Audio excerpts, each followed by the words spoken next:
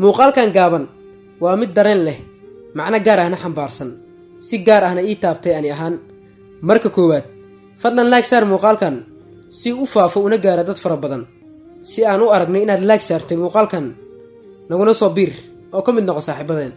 xaaladan adoo ku jira weliba neefsan karin, oksijiin la'aan, misana afkaaga ashaadatiinka aad ugu qabatid dad asal gaala ahaa, dabiibitaankaadana ku mashquulsan, muslimnimadoodana sabab aad u noqotid, waa wax dadka oo dhammi aysan samayn karin, una gaar ah dadka wanaagga u saaxiibka ah. ninkan aad aragto oksijiintan ay ku xiran tahay, jiifo, xanuunsan, muddana ku jira isbitaalkan, waa sheekh maxamed shakiib. suurtagal inaad taqaanid amaba aadan aqoon. waa daaci, wuxuuna ku nool yahay dalka Mareykanka.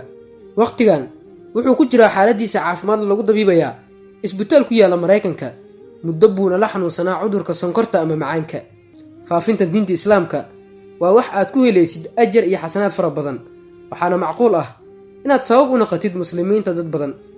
laakiin waxa dareenka iyo macnaha goonida leh, qof kasta oo muuqaalkan daawanaya iyo anigana taabanaya waa inuu muslimiyey gabadhan iyo wiilkan u ah kaaliyayaasha caafimaad, isagoo xanuunsan halkanna ku jira, si u faafiyo diinteena suuban ee islaamka.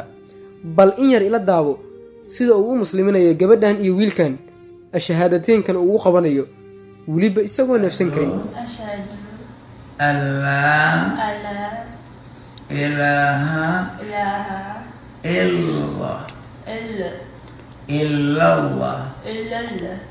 وأشهد أن محمدا رسول الله لا إله إلا الله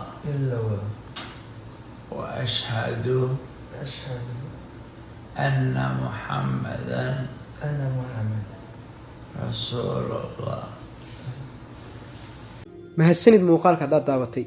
sheekh shakiib xanuunka sonkorta ayuu muddo la jiifaa, bal aan u wada duceyno shiiqa in alla bogsiiyo. laagna saar muuqaalkan qaybta hoose ee commentigana ugu soo duceeyay shiiqa, maadaama laga yaabo in ducadaada alla u aqbalo.